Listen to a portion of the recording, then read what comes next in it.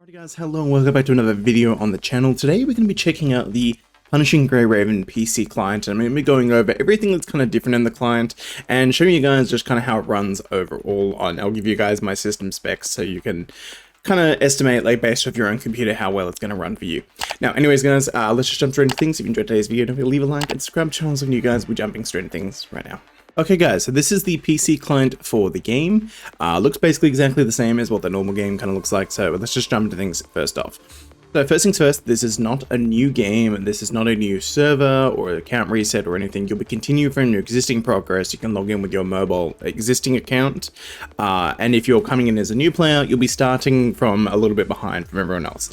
Now, the thing with this game though, there's no PvP, there's no really that kind of stuff, so honestly it really doesn't matter that much. Just enjoy the game for what it is. What it does mean, and something to keep in mind if you're coming as a new player, I'm going to start off with this, is you will miss out on a very specific set of characters that likely will never come back, and that is the Nier Automata characters. Now, there's a possibility they might come out, but since they're collab characters, it's unlikely. Whereas the rest of the characters in the game, they might not be available currently, but they will come back at some point with a high probability. It's just these three specific characters here, if you're coming in as a new player, you're going to miss out on it. I don't have them either, so sucks to, unfortunately, but that's how it is. Alright, so let's go over the PC specific settings first, and we'll jump into some gameplay and I'll show you guys kind of how it runs. And I'm going to test it in a couple of different game modes. I'm going to test it in like some story mode, I'm going to test it in like some pain cage, all that kind of stuff. I'm testing it in a variety of different modes so you guys can see how this runs. Okay, so first off, you've got your different graphic settings. So we've got UI settings here, so you can play in full screen, borderless, or windowed, up to your preference. And then we have a bunch of different settings here. So it goes from lowest to ultra, or low to ultra. So there's the graphics, resolutions, shadows, self VFX, other VFX, reflections. And this is the important one of the key differences between the game on your phone and the game on the PC. The game can go from, instead of being at 60 FPS like on the phone, it can go up to 90 or even 120 FPS, which is really, really nice. Bloom, distortion, and then you got HDR, FXA, and VSync. Now, what I'm going to be doing as well is I'm going to show you guys some gameplay a little bit later on. I'll do a little test, I'll do it in a moment, where I'll show you the difference between ultra, medium, and the lower settings so you guys can see how those all run or how they look on my hardware. Speaking of which, let's go over my hardware right now, just so we have a quick little thing. So I'm running an AMD 3700X CPU, 8 cores. I'm running a 3060 Ti, so NVIDIA RTX 3060 Ti, and I'm running 16 gigabytes of DDR4 RAM. And I'm running the game off an SSD as well, but I run fine off a hard drive anyways. Alright, the other important thing is you've got the keyboard keys. So you can essentially come in here and you can keybind any keys that you want on your computer. I've set mine up the way I like to play, which is how I like to play, but you fully can customize this as well. In addition to that, you also have controller settings. If you plug a controller in, you'll be able to do a similar kind of thing, and you play with a controller if that's what you prefer. I've tested out both of these things on one of my live streams. Both of them work great. They're both fine. Anyways. And that's honestly pretty much it.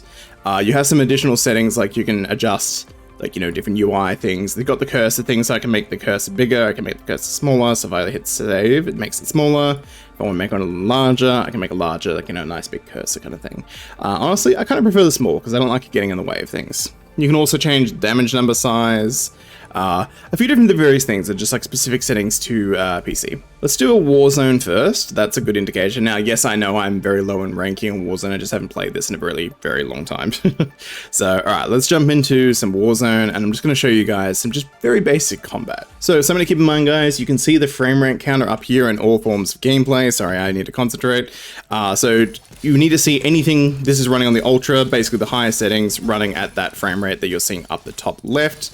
That being said, I don't know if that's actually running at 144 or whether it's capped at 120. The game doesn't really say, because there's no option for uncapped frame rates in the settings, so I'm assuming it's actually running at 120, but it's just reading out higher frame outputs, even though it's not actually running at those frame rates. But I could be wrong about that. It could also be running at above 140 frames. So as you can see, the game runs really, really smoothly. Essentially, the way I play this is I move around the mouse, and I prefer to click on my blue orb abilities, and I press shift to essentially perform my dodges. Now, you can very much keybind everything as well, like you absolutely can, but the reason why I prefer to play that way is I'm used to playing on the BlueStacks emulator, and that was the best way for me to play that felt the least awkward. Anyways, that's a bit of Warzone combat. Let's jump into a bit more, something a little bit more intense. Not really. good. Let's do a Phantom Pancake. Alrighty, so let's jump into the alpha fight. What I might actually do is I might just auto clear a couple of these so we can get into a fight that's a teeny weeny bit more challenging. Let's do that, and we'll run the chaos one. So we're going to jump in, we're going to bring an alpha against alpha, because why not? Now I'll do some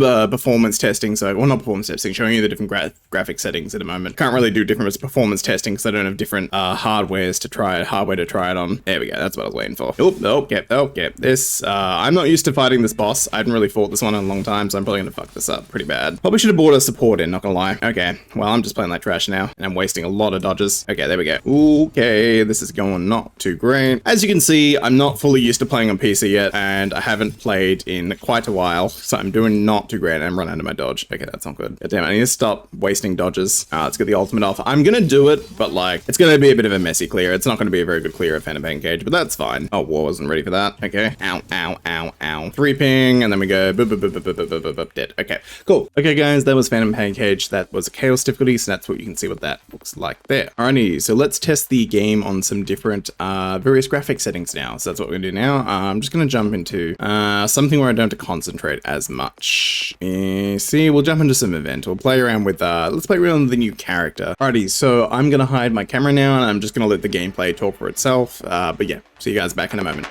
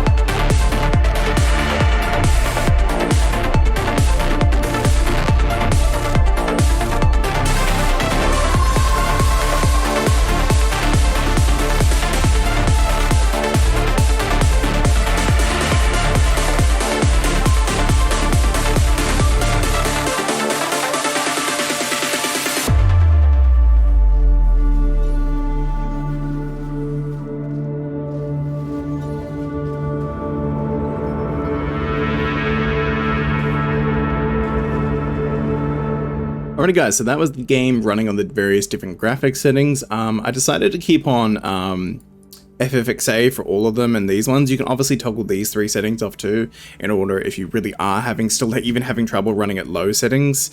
And obviously if you're having trouble keeping up with 120 FPS, you can lower your FPS as well and cap that if you're also having issues.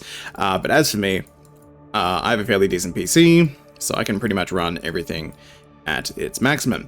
Now this game is actually very well optimized, so you will be able to run this on some quite low-end hardware on PC, and honestly, even at the lowest setting, the game still looks pretty great, not gonna lie, it actually does.